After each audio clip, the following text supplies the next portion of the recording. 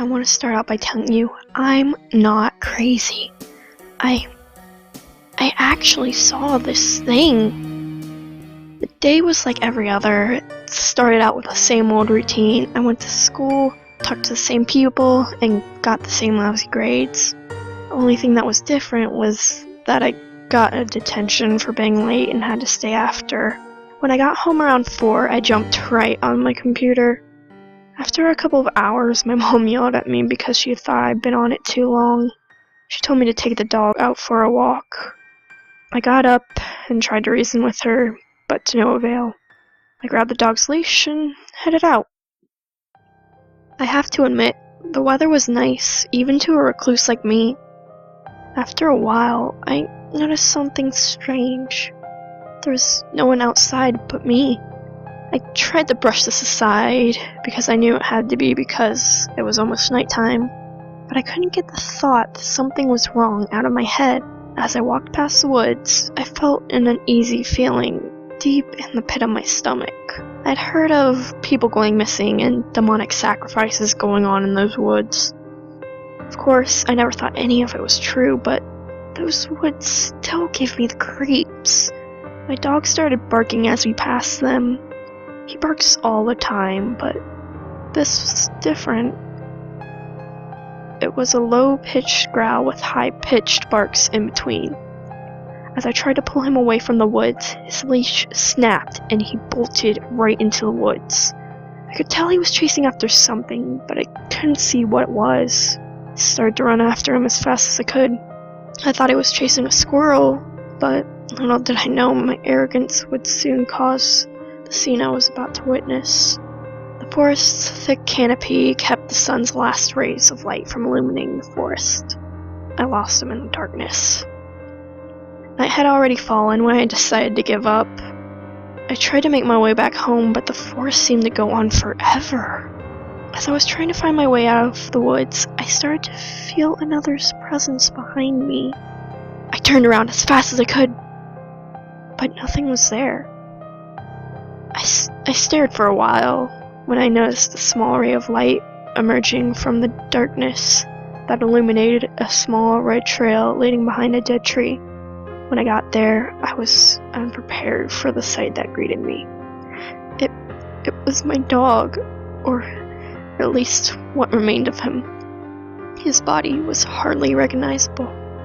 At first, I hadn't noticed the dark figure looming behind me when I first crouched down. When I noticed it, I jumped back immediately. I was paralyzed with fear when I realized what I was seeing. It was an almost human figure made of completely dark mass. The only features I could make out were a pair of large white eyes and a large psychotic smile that will haunt me for the remainder of my life. Blood was dripping from its mouth and its talon-like claws. It was surrounded by a dark aurora. The scent of the monster merged with the scent of blood coming from the corpse of my dog. I almost threw up. I wanted to run away, but I couldn't move. I was paralyzed with fear. The word unknown started to fill my head as I became dizzy. I gathered as much strength as I could and started to run away. Soon, the forest started to warp and contort around me. As I ran, the animals of the forest started to become horrible monsters. I could hear their inhumane yelling grow louder as I ran. I could even hear bones popping out as they dislocated from their sockets. Large teeth and bones started to grow from the original skeletal structures. Bones and what remained of their skin covered their bodies as they mutated. As soon as they started to mutate, they started to chase after me.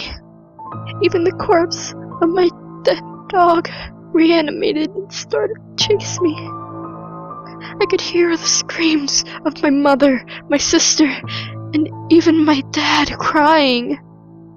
This surprised me because my father never showed his emotions, even when my grandpa died. It was like my worst nightmare.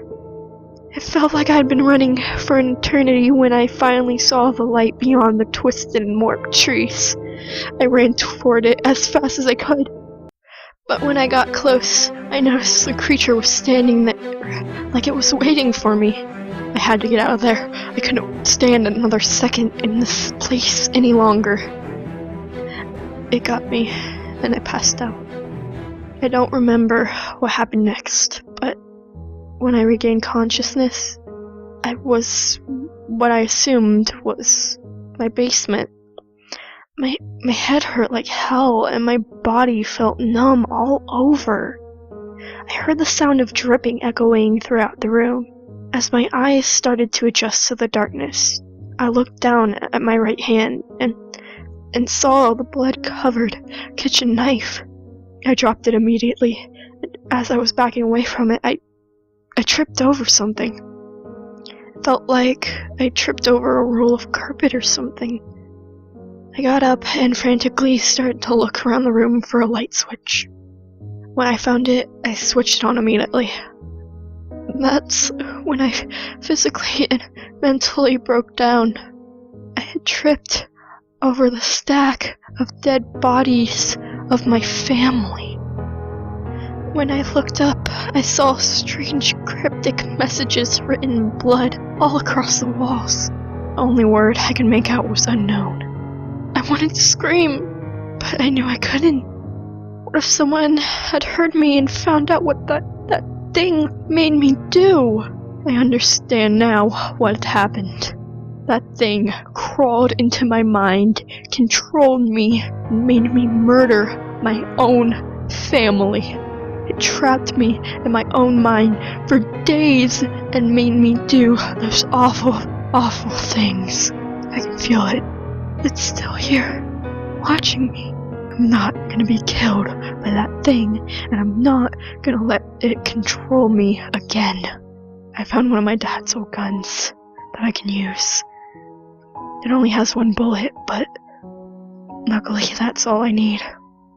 Before I die, I'm writing this down so people can know the truth about what really happened to me and my family.